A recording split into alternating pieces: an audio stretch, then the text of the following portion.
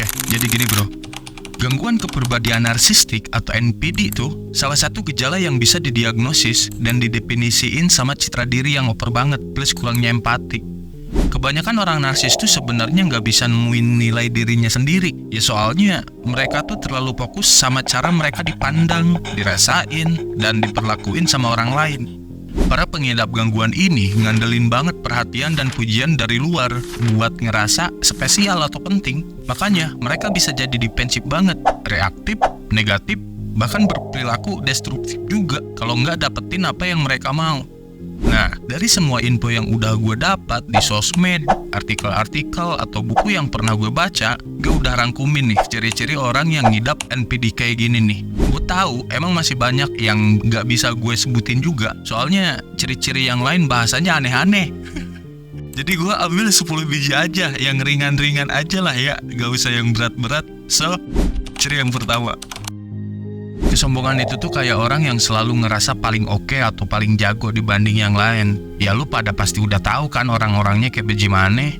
Mereka tuh suka nunjuk-nunjuk, ngeremehin orang lain ya. Soalnya mereka nggak sadar kalau semua orang juga punya kelebihan sama kekurangannya masing-masing.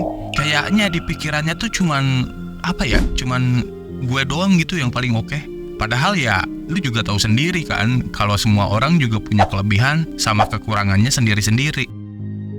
Kekurangan kesadaran diri itu kayak misal temen lu nih yang suka banget cerita-cerita terus tentang dianya sendiri atau dirinya sendiri, bukan nyinyir atau gibahin orang gitu loh. Yang mereka gak sadarin kalau orang lain udah bosan sama ceritaan mereka.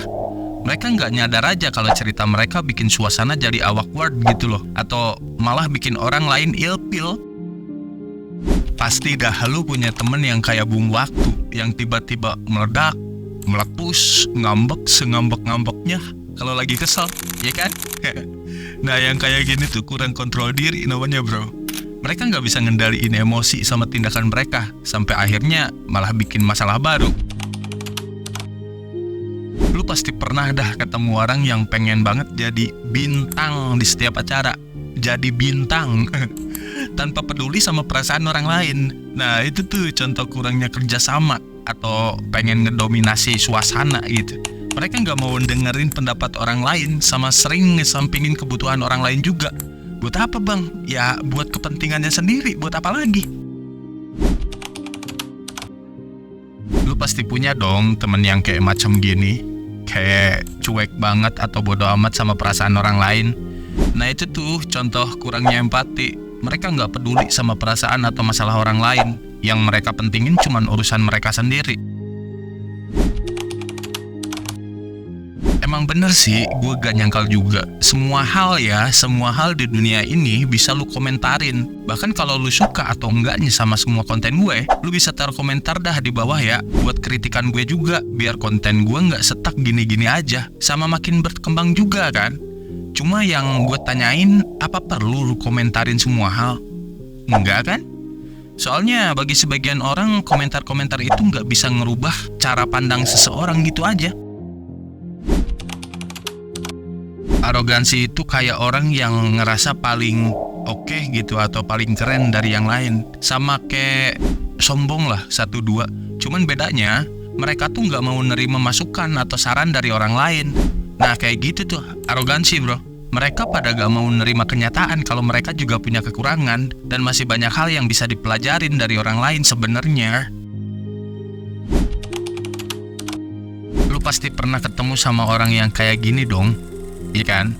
Orang yang gak pernah puas sama apa yang mereka punya, terus suka pengen lebih dan lebih banyak lagi. Nah itu tuh yang dimaksud dari poin ini nih. Mereka gak ngerti kalau hidup tuh gak selalu tentang dapetin apa yang lebih banyak gitu loh, tapi juga tentang mensyukuri apa yang udah kita punya.